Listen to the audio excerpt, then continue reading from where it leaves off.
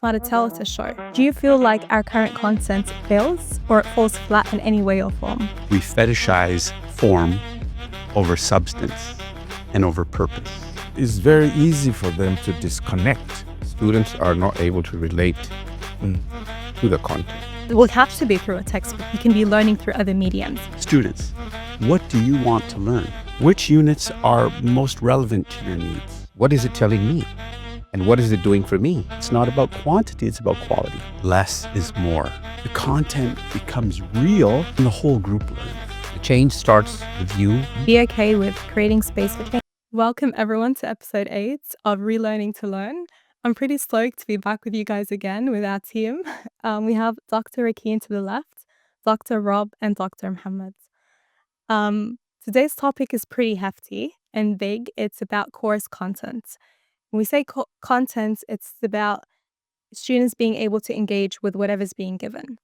And when I look at course content, I think textbooks, chapters, readings, units, a lot of heavy stuff. And I think for me, having that translation from a textbook, something you read, to a live demo, right? Something, it's not about reading it, it's about showing it. It's not a tell, it's a show. When I think of precedent studies, watch a movie, making it relevant to our readers, making it relevant to our learners. And when you're able to engage this current youth of generation through podcasts, through movies, and you're able to really transmit information in that manner. And I'm really wondering, in this case, do you feel like our current content fails or it falls flat in any way or form? Dr. Akin, I'd love to get your thoughts. Yeah, it's important to keep in mind that students really want engagement. It's very easy for them to disconnect or disengage when the materials are not relevant to the context. It's not relevant to their life. It's not relevant to their aspirations. So we need to keep that in mind, that constant engagement must be eclectic. So in being eclectic, you move away from very rigid configuration about learning. So learning must be eclectic, must be flexible, and must be creative in itself. So that's a good way to keep students engaged anyway. Otherwise, you're going to be miserable for 14 weeks. Right. See? So keep that in mind, and you know that so set the tone. Understand that it's important to be eclectic, and understand that this is an organic template. You see, and you need to be eclectic in how you do this. It's not a one-way process, right? I think that's what you're trying to echo. That Precisely, yeah. content can come in all forms and shapes. It will have to be through a textbook. You can be learning through other mediums. Dr. Rob, I'd love to kind of phase that question at you as well. Why do you think certain content falls flat? That's a great question. First of all, I think in modern education, we fetishize form over substance and over purpose. And I think I've said it before, but this whole idea of fast food education, right? Just give me whatever, just to feed me for today. Who cares about the caloric content or the nutritional value? And a lot of the content that I see, and I come at this with a background in learning theory, in particular Bloom's taxonomy. And if you look at Bloom's taxonomy, it starts with very low levels of learning and it moves up to very dynamic levels where you were saying, Akeem, we go eclectic and it's creative. And I see how content that I have been told I need to teach has often been around the very low levels of just memorizing, listing, and maybe asking a question. And so I think that's the issue right now. It's to say, hey, if I've got this content, whether it's a textbook, whether it's a series of skills, is there engagement with why they're doing this? Is there understanding? Does my learner understand the value of this activity? And then it's extrapolation to the real world. When that happens, they make connections and content comes alive. So that's been my experience. So it's all about content and it's about being able to make it eclectic but engaging as well. Dr. Hamad, I'd love to hear your thoughts about this. Why does certain content fail, regardless if it's a textbook, it's a movie? Um, in my experience, it's because students are not able to relate Mm. to the content. Mm-hmm. And I really love the metaphor that Rob used in the last episode the other day when he talked about the scriptures. So when we read the scriptures today and we are unable to relate to it, and so we're not reading it for ourselves and what it means to us, that's very much how the students probably feel when they look at the content of the course that they're studying and they are unable to relate to it.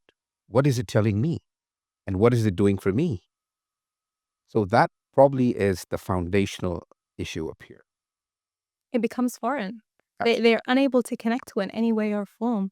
And that kind of prompts me to say, are there ways that we can help them strategize connecting, both in the role of the instructor, but also in the role of the learner as well?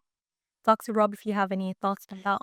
Yeah. So again, I was thinking about both of these points, right? Where we're stuck on a form that doesn't really serve our learners and they don't feel connected to it.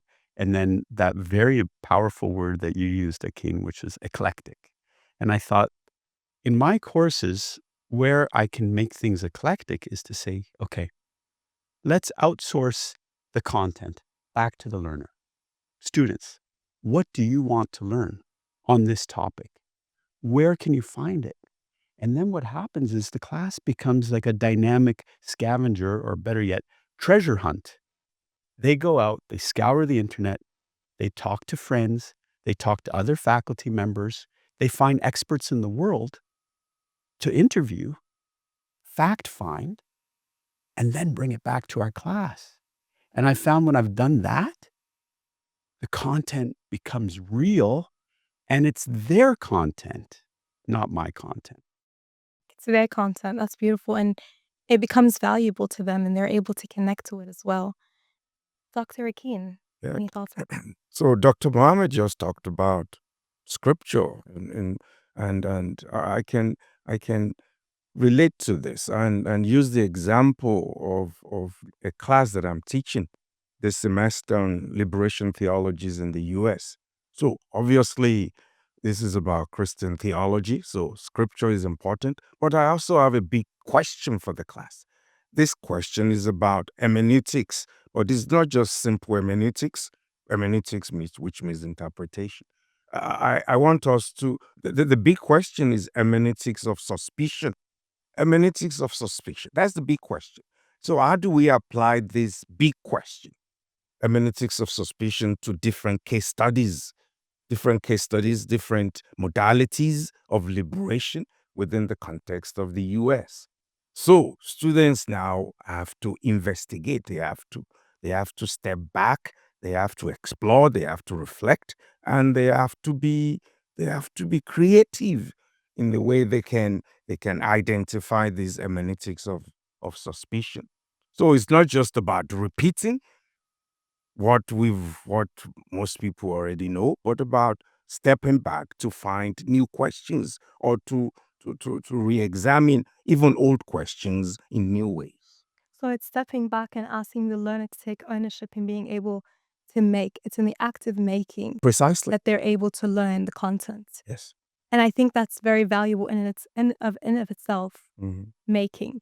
It kind of prompts me to say, like, can acts of making course content be turned into lived experiences or, outside a book? Can it be something that they're exploring, It could be part of a different experience. Any thoughts on that, on strategies to kind of tackle this? I just recall right now, out of the blue, several years ago, that's almost 3 decades ago now, I was doing a class on, I was studying in a class, I was a student in a class on Islamic jurisprudence, and they were teaching us how much water should be used to make the Muslim ablution. And the students asked, well, why is this even necessary today? We just open the taps and water flows. And why are you talking about cups and glasses? And so the next week, our teacher actually took us outside and he gave us each a cup of water. And he said, think that you're in the desert and you need to make ablution. What are you going to do? How much water are you going to use? It was just transferring that content into practice. And that made the whole difference. Wow. Practice and contextualizing. You put them in the spot. Absolutely. I have to talk about this. I have a student who did their MFA on creating vessels for ablution based on that unit of the mud, right? From the Sunnah. And I thought that was fascinating because this was where content was outsourced to a class. This is what our MFA did, where everybody took a research question they were interested in, went off, and we all learned from that. And so you just reminded me of the power of letting them go out and work with research questions that are valid and relevant to them, and then the whole group learns. And they're able to relate to it. Absolutely. The learner took charge and became content for the instructor and for the group, because we're all learners at the end. And that's so valuable. But it also asks, when you put learners in a space, and me, because I've taught freshmen and I've taught senior students, you put them in a space and you tell them make, right? Tell them own your learning, do what you can with the content, relate to it in the way and the capacity that you can, and make.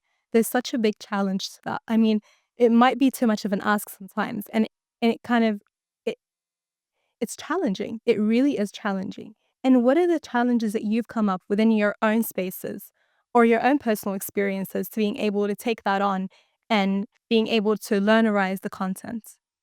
Well, for me, it's this challenge around how much content and this idea that maybe less is more. If we are going to be studying 14 chapters in a given textbook, or we have 10 units to cover, can I look at that and say, with the group, we've talked about co-creating and community and conversation. Can I pull back and say, hey, let's prioritize these. Which units are most relevant to your needs? Which units are you most excited about? Which units are going to support you in your vision of where you want to be? And let's work with those and go deeper with those. And again, it's not about quantity, it's about quality. It's a challenge, but the reward of actually pulling back and allowing them to decide and me to help them decide or create the space for that is so powerful, because that's a lot of life. We have to prioritize. We can't do everything at once. And so, yeah, that's been my challenge and solution. Prioritize. And it becomes learning outside a classroom. It really does, because it becomes through a life space. Dr. Akin, your thoughts on that? I think it's about guidance to guide.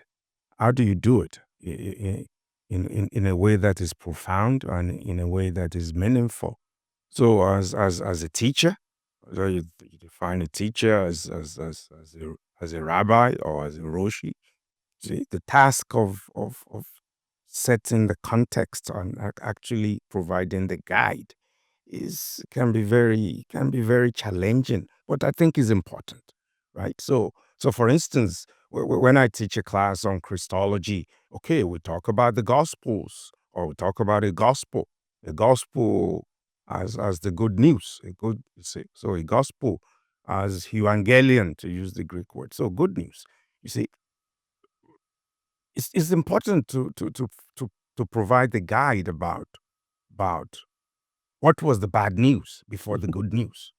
You see, so that can help students to understand that, the good news has to be contextualized. You see, so the job is to offer to guide and to navigate the importance of this good news. You see, in reference to what was the bad news before the good news came into the picture. So they're walking the walk. Precisely, kind of yeah. just being there as a guide, and it's about saying congrats, but here's ways to improve as well. Precisely.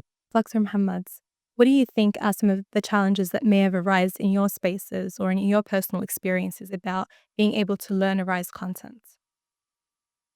The primary challenge probably comes from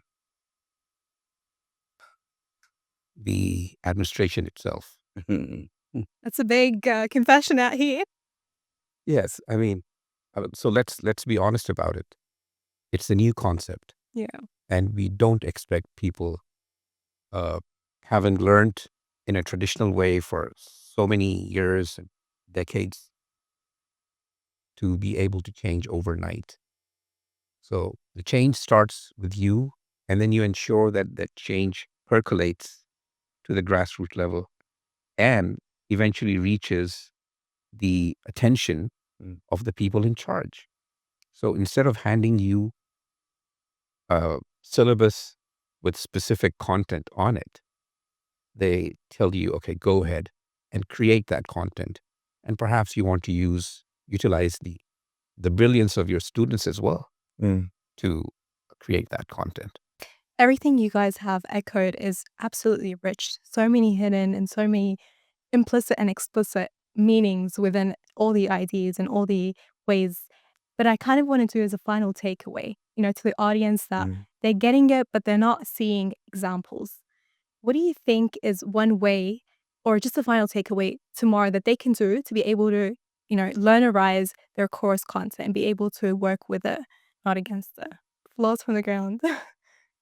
If Dr. Akin, you have any thoughts on that, just a quick takeaway. Creativity, just the power to create, to renew, and to add flexibility to what you're trying to do. So try to move away from rigidity and be open to change, and even changes from the administration, inshallah. Inshallah. Dr. Rob. 3 principles that overlap and fuse into one.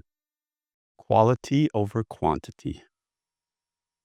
Prioritizing for learner needs. And synergizing.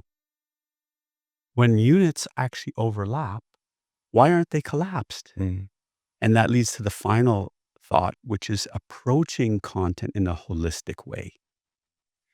Because what we're doing for me is I'm creating excuses for my learners to keep being curious and keep finding content way past the end of my course.